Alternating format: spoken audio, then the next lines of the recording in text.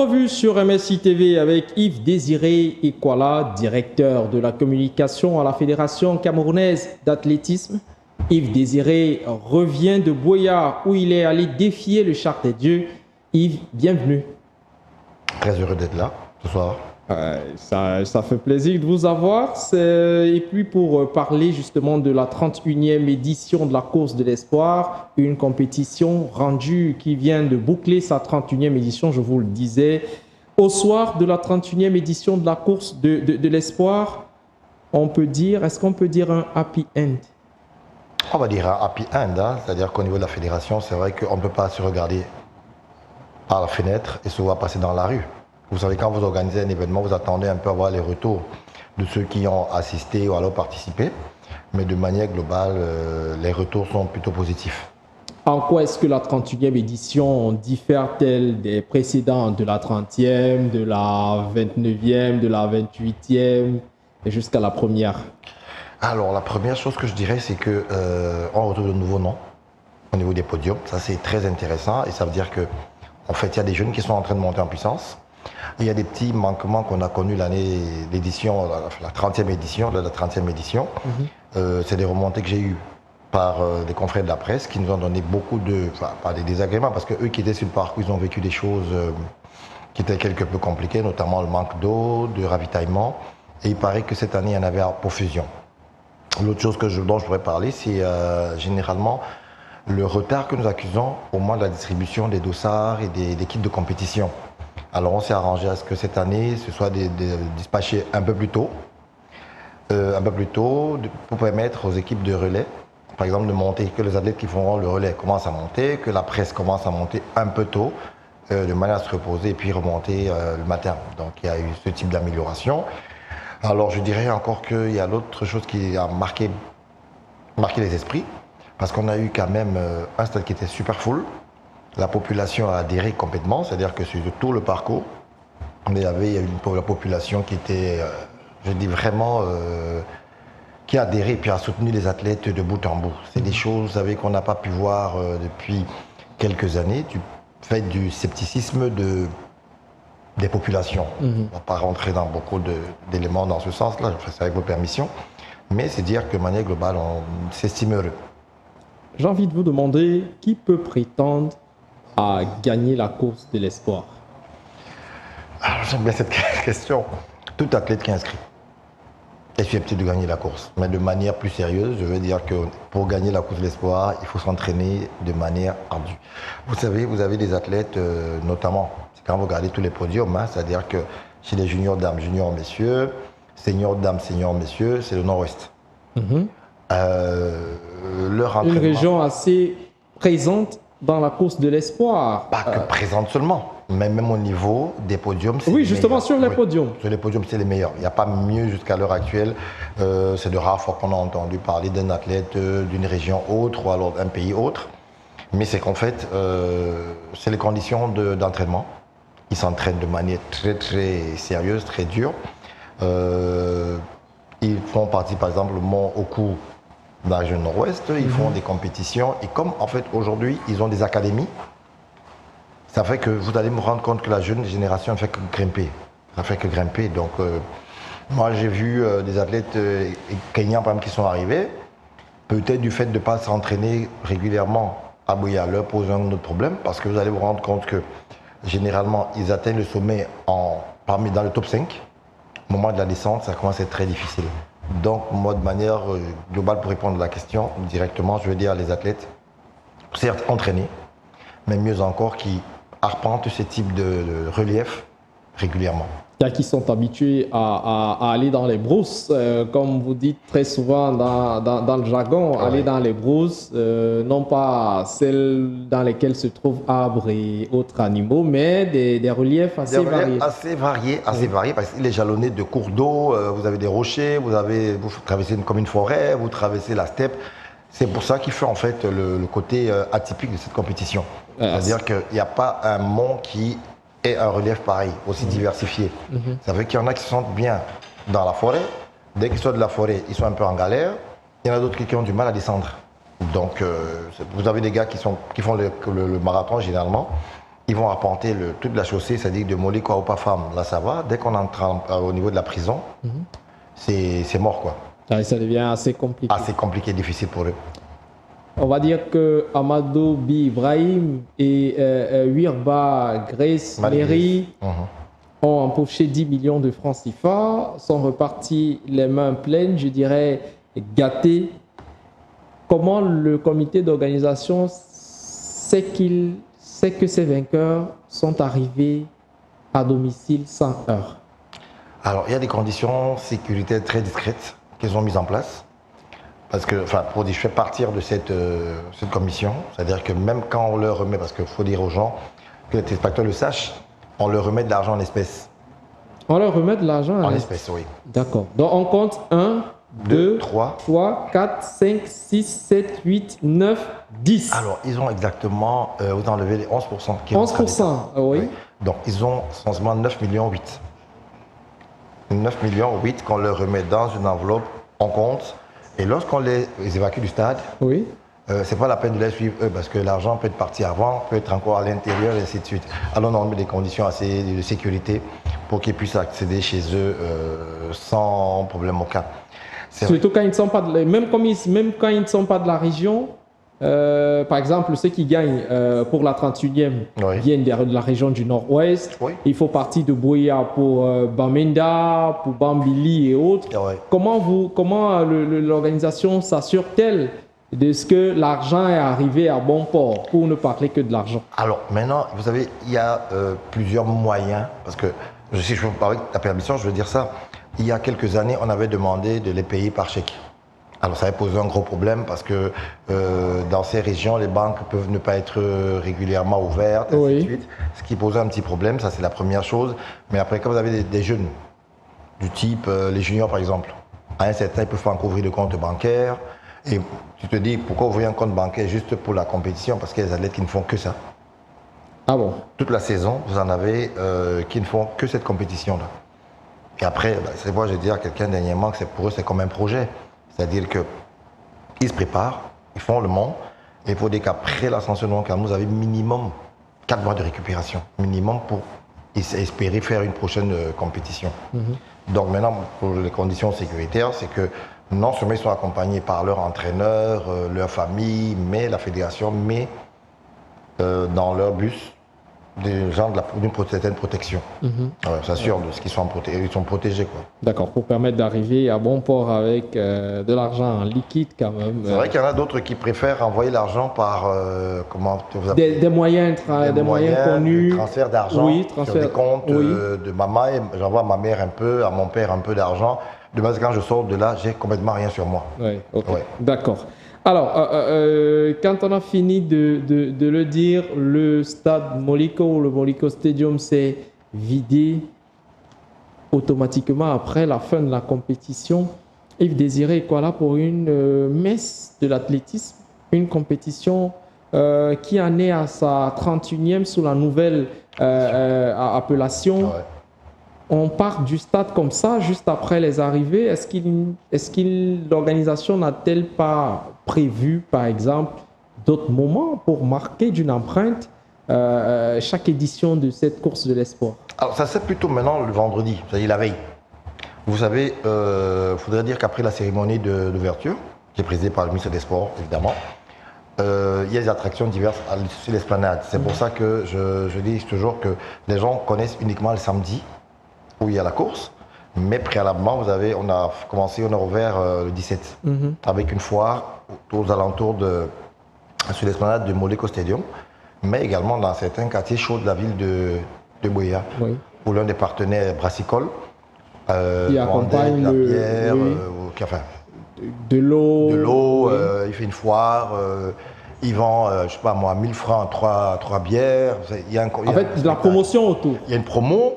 Il y a des spectacles culturels, il y a des élections Miss, mais alors ça se fait plutôt avant. C'est-à-dire que le samedi soir. Le vendredi soir. Du vendredi soir, oui c'est ça, du jeudi. C'est vrai qu'on commence mercredi, le 17. Ça y est, du mercredi, jeudi, vendredi et samedi. Samedi, c'est la fin. Samedi, c'est vraiment la fin. Pourquoi? Parce que vous savez, il y a beaucoup de personnes qui préfèrent entrer juste après la compétition, en ce sens qu'ils préfèrent prendre la route pour ne pas être sous pression. D'accord. Alors, au niveau de la fédération, nous, on est obligé de repartir le lendemain. Il faut se rassurer que les étrangers, tout le monde est parti, c'est-à-dire ceux qui reprennent leur avion le lendemain, on prend les conditions pour que tout le monde reparte. On part en dernier, comme qui dirait qu'il y a un naufrage. Le capitaine sort malheureusement en dernier. D'accord. Il faudra que tout le monde soit Tout le monde descendu. soit avancé. Ouais. L'entrevue avec Yves Désiré Ikola, il est directeur de la communication à la Fédération camerounaise d'athlétisme. La suite dans un instant.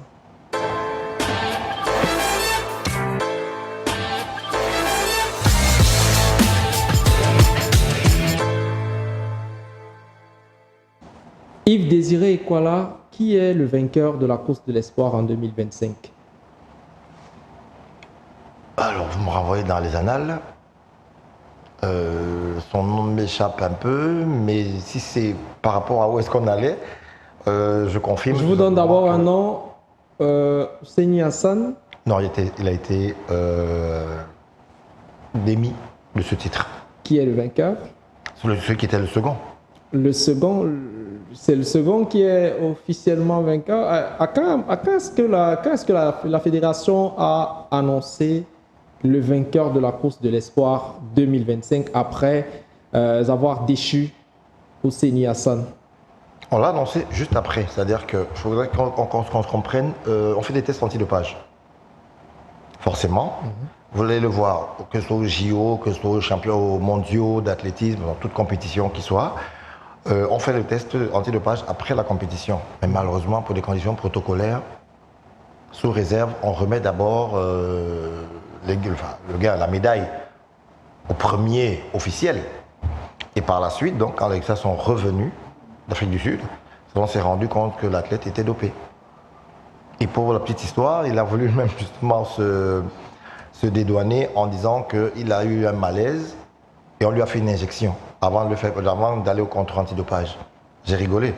Parce que, et c'est pour ça, pour avancer, c'est pour ça que cette année, ce qu'on a fait, c'est que malheureusement, les confrères ont mal interprété mes gestes. J'ai été obligé même de suspendre, c'est-à-dire que les interviews d'après-compétition. Parce qu'on est obligé de la ramener directement pour faire son contrôle. Parce que quiconque peut la toucher. Et elle pourra se défendre en disant que elle était manipulée. Ça veut dire, si on doit vous écouter sur cet angle, que Amadobi Ibrahim doit attendre que soit rendu public le résultat du test antidopage pour démarrer la célébration de son titre. On ne va pas le dire comme ça. On a vu les Griffith Joyner, les Ben Johnson qui ont reçu des médailles aux Jeux Olympiques et ils ont célébré, oui, d'accord. Mais ça peut être une célébration à courte durée. Mais là, ça allait un peu plus vite et je pense qu'au cours de cette semaine en cours, là, on aura les résultats. Ça ira un peu plus vite parce que les médecins ont fait le déplacement pour ici. Revenons en 2025. Une fois déchu, le vainqueur a-t-il restitué 9 millions et demi? Oui, il les a restitués. Ce qu'on a, on ne peut pas reprendre, malheureusement, c'était des gains, les récompenses matérielles. C'est-à-dire qu'un partenaire vous a remis, je dis n'importe quoi, un agenda, il vous a remis une palette d'eau, je dis n'importe quoi, ça ne peut pas reprendre ça à quelqu'un. Mais par contre, comme on a un suivi sur ces athlètes, on sait qu'ils reviendront, on sait comment les retrouver et leur dire qu'écoute, c'est sous réserve d'eux. Mais comme c'est une cérémonie protocolaire, on est bien obligé de leur remettre d'abord leur prix. À vous écouter, Ousseini Hassan a remis 9 millions 8 à la fédération. On a su comment les lui reprendre. Vous avez su comment les lui reprendre ou il a remis 9 millions 8? Il les a ramenés. Il les a ramenés 3 mois après. 3 mois après, oui. Il les a ramenés. D'accord. Parce que vous savez, quand tout à l'heure je disais que pour eux c'est comme un projet. Vous allez vous rendre compte que pour qu'un athlète gagne, c'était la première question que tu m'as posée, il se prépare. On sait où est-ce qu'il vit, comment ça se passe de son côté. Donc ça fait qu'il n'y avait pas que l'édition, la 30e édition qu'il attendait. On savait qu'il allait revenir à la 31e édition. Si vous avez fait attention, j'ai rendu public la liste des athlètes retenus. Et par la suite, j'ai dû l'annuler et renvoyer une autre. En fait, c'est juste parce que, je vais le dire comme ça pour que les gens comprennent un peu qu'il y a un certain suivi. L'athlète a changé complètement son identité. Complètement son identité. Mais malheureusement, c'est quelqu'un qu'on connaît. D'accord. Et grâce à vous, les médias, l'une des questions qui est revenue pendant qu'on préparait cet événement, c'est que qu'est-ce qui est fait pour lutter contre le dopage? Et quand on a fait ça, vous avez tous relayé la même image du bonhomme l'année dernière. Et il est redevenu star. Il est identifiable. Justement, célèbre. Oui, il est très vite identifiable. Ça, avec quand il a déposé ce document et tout, on a regardé, on a dit, oh là. On l'a fait revenir à la fédération, on lui a dit non, tu ne peux pas prendre la prendre. Parce qu'après, il faudrait que ça serve quand même que ça fasse tâche d'huile, sinon tout le monde va trouver un moyen, il va faire un peu comme lui, quoi. D'accord. Alors, il a restitué 9,8 millions selon vous à la fédération camerounaise d'athlétisme. C'est pas selon moi. Non, c'est la fédération, selon la fédération. Voilà. Et pas les présents reçus ce jour-là. Voilà. Alors, je reviens sur la question. Ça veut dire que les vainqueurs doivent célébrer doivent avoir le triomphe modeste. Vous assurez, les tests, dans combien de temps exactement seront rendus publics les résultats ou alors seront ramenés les résultats des tests antidopage réalisés sur les vainqueurs de l'édition 2026? Alors, je pense que tout au plus, c'est 45 jours cette année. Parce qu'en fait, on a justement anticipé pour éviter. Si un athlète vous dit qu'il n'a plus d'argent, il va être compliqué de les lui reprendre. Il va être difficile de les lui reprendre. Donc, on a été obligé de déplacer les médecins qui sont venus. Ils sont repartis le lundi. Ils sont repartis le lundi, c'est-à-dire 2 jours après la compétition, pour qu'on ait les résultats le plus rapidement possible. D'accord. Alors, aujourd'hui, 31 ans plus tard, Yves Désiré Ekwala, que vaut la course de l'espoir? 31 ans plus tard, que vaut la course de l'espoir? Contrairement à ce qui se dit, j'ai failli dire sur les réseaux sociaux, ce qu'on veut faire voir, il faut penser aux gens. La première chose que je dirais, c'est qu'aujourd'hui, c'est un événement qui détermine. Vous voyez, quand un enfant attend Noël, la fête de Noël, c'est un peu comme ça que les populations attendent la course de l'espoir. Parce qu'en fait, vous vous rendez compte qu'il y a eu une situation assez compliquée, une crise qui s'est installée depuis plus de quasiment 8-9 ans, je ne sais pas le nombre exact. Et ça a un peu, je vais dire tué, ça a un peu fait perdre sa valeur, surtout son intérêt auprès des gens. Même des pays, à un moment, avaient du mal à envoyer des représentants, parce qu'avec tout ce qu'on leur racontait, on doit t'enlever, te kidnapper, les journalistes avaient même du mal à descendre à Buea. On a continué néanmoins à faire la compétition. C'est vrai que ça perdait un peu de son éclat. Et de plus en plus, les gens se sont rendus compte que non, en fait, alors c'est pas qu'ils sont. Déjà, il y a les conditions sécuritaires. C'est-à-dire ce domaine, on ne désigne sur aucun moyen pour assurer la sécurité des gens. Il n'y a pas de risque zéro, je veux dire. Mais d'autre côté, il faut dire qu'on fait les athlètes. Je prends l'exemple, cette année, il y a eu 14 pays, enfin 13 pays plus le Cameroun. Par contre, l'année dernière, il y en avait moins. Ça fait que l'engouement reste, il est en train comment je veux dire, il revient tout doucement. Les populations sont en plein dans la fête. J'ai vu Buea, il y a des gens qui étaient tellement sceptiques. Ils m'ont dit, ils ont fait la fête jusqu'au matin avec la société Brassicotte dont je parlais tout à l'heure. Ils ont fait la fête. Élection, Miss, spectacle, concours de danse, machin, des trucs culturels qu'ils ont. Toute la nuit, ils ont veillé et jusqu'au matin. Donc je dis aujourd'hui, ça reprend un peu. Même pas un peu, ça reprend complètement, ça redonne un peu vie à la ville. Pensez-vous que les vainqueurs de la course de l'espoir soient connus pour le moins au Cameroun? On parle d'une course de l'espoir, on a des athlètes qui viennent de plusieurs régions. Est-ce que pensez-vous qu'après l'arrivée, que les vainqueurs en 365 jours restent dans les mémoires des Camerounais? Alors, je vais répondre en vous disant déjà que je dis encore, c'est-à-dire quelqu'un va dire je presse ma chapelle, mais je vais vous dire que la communication qui se fait autour de cet événement, à un moment, fait un peu taire des gens qui disent ce qu'ils veulent. Je dis c'est énorme ce que la presse fait déjà pour cette compétition. La preuve en est qu'on ne serait pas assis sur le plateau d'entrevue pour en parler. Ça veut dire que vous avez un intérêt pour cette compétition. Je pense maintenant que le tout, c'est pas de l'inviter forcément tous les mois sur votre plateau. Parce que si je demandais à quelqu'un, peut-être pas à vous, hein, qui a été meilleur buteur l'année dernière, qui a été ballon d'or l'année dernière, le football par exemple, qui est le sport dit roi ou alors qu'on regarde depuis au Cameroun, je ne suis pas sûr que vous me donnerez le nom avec beaucoup d'aisance, ou alors qui est devenu le ballon d'or. Vous voyez ce que je veux dire? Donc moi je crois que c'est quand on relaie qu'on peut vendre l'athlète. Vous allez vous rendre compte, regardez par exemple la communication faite sur l'athlète et ses mains. Vous, mais si vous en parlez quasiment toutes les semaines, à toutes ces compétitions, Ouais. vous faites des rendus. Donc ça veut dire que vous avez rendu tristement, mon ami Hussein célèbre durant quasiment 2 semaines pour rappeler aux gens qu'il était dopé l'année dernière, qu'est-ce qui est en train d'être fait. Donc en fait, moi je crois que c'est un travail d'ensemble. D'accord. C'est-à-dire qu'avec la presse, on peut savoir donner tous les honneurs aux méritants. Mais quelle démarche communicationnelle on aurait bien aimé avoir, par exemple, 3 semaines de communication dans les médias avec des athlètes vainqueurs de la course qui vous disent exactement ce qu'ils pensent dans les médias, pas dans tous les médias, mais cette démarche communicationnelle vous inspire-t-elle? Ou alors, une fois que la compétition est terminée, la presse présente et celle absente. Une fois le rendu, c'est rendez-vous l'an prochain. Alors je me sens, j'ai failli dire royalement insulté, ne prenant pas mal ce que je dis. Non, en fait, pour ce pan, c'est une projection qu'on est en train de faire. C'est-à-dire qu'on a un problème de distance. Je suis à dos avec vous aujourd'hui, mais rattraper ces athlètes à des moments aussi cruciaux, c'est parfois très compliqué. Ils ont du mal à rester en contact même avec les gens. C'est-à-dire que quand vous l'appelez 3 semaines avant, mais il y en a qui viennent, ils font leur test. Ils sont dans leurs tests les médicaux d'avant compétition, mais c'est-à-dire que c'est à peine si vous réussissez à les saluer.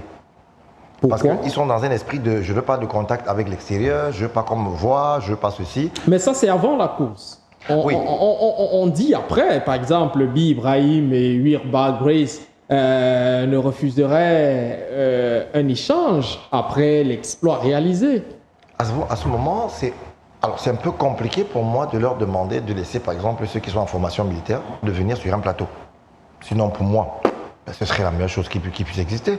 Ils viendraient, je veux dire quoi, en début février, sur votre plateau et vous dit, écoutez, on s'entraîne bien, je souhaiterais conserver mon titre, pour ça, j'ai fait ça, je fais ci, quel conseil tu donnerais aux autres, ainsi de suite.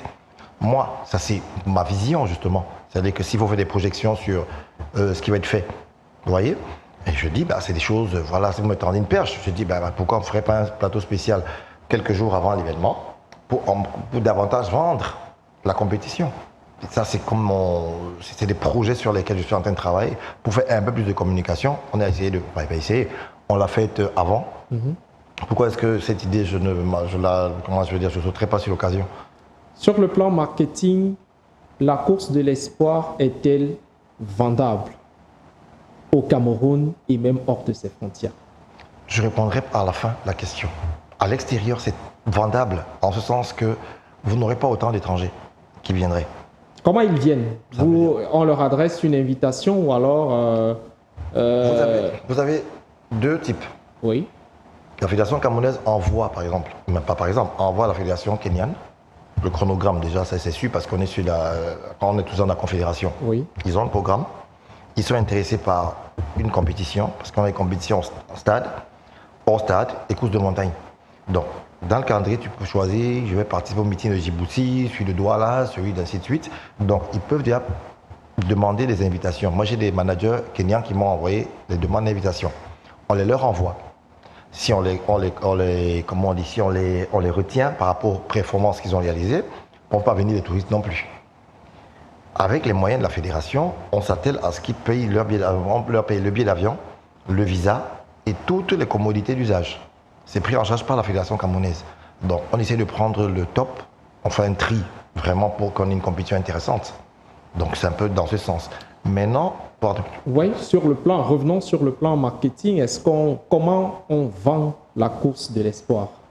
Est-ce que c'est une compétition qui peut faire venir 31 ans plus tard, on aurait aimé avoir des mécènes internationaux, qui viennent greffer leur image et non une poignée d'entreprises investies sur le plan local. Comment pensez-vous cela? Comment commentez-vous cette poignée d'entreprises-là qui greffe son image, un projet sur le plan marketing? Êtes-vous satisfait concrètement? Non, je ne le suis pas. Ça, je dis, c'est-à-dire que sans hésitation aucune, je ne le suis pas parce qu'on n'a pas encore atteint certains objectifs. Le stade est plus intéressant, qui a beaucoup de couleurs. Je vais laisser le côté national. Mais je vais à l'international. Il y a des équipementiers, par exemple, avec lesquels on était en projet et qui ont été un peu ralentis, qui ont été un peu réticents par rapport à ça, juste du fait de ce qu'on racontait de la zone. Mais je pense qu'aujourd'hui, avec la 31e édition, ils ont vu autre chose. Ils ont vu la mobilisation, ils ont vu le public, ils ont vu ce qu'il y a autour. Et c'est des projets qu'on a. C'est-à-dire qu'il a décidé, je peux le citer, c'est sans publicité aucune, avec ta permission, l'équipementier Adidas, qui en fait souhaiterait maintenant habiller les athlètes à la course d'espoir. Parce qu'en fait, c'est l'équipementier de la Fédération camerounaise. Donc il voudrait aller au-delà. Et ils ont dit, mais il y a autant de cette population, mais on pourrait plutôt venir habiller. Donc c'est des projets sur lesquels on est en train de travailler. Espérant malheureusement que vous existez pour parler davantage, relayer l'information. Les gens voient à travers le monde et c'est ensemble qu'on peut y arriver. Yves Désiré Kwala, merci. C'est moi qui vous dis merci et je suis toujours disponible à ce qu'on les échange sur Mediasport Info. L'entrevue avec Yves Désiré Kwala, directeur de la communication à la Fédération camerounaise d'athlétisme, prend fin. À très bientôt.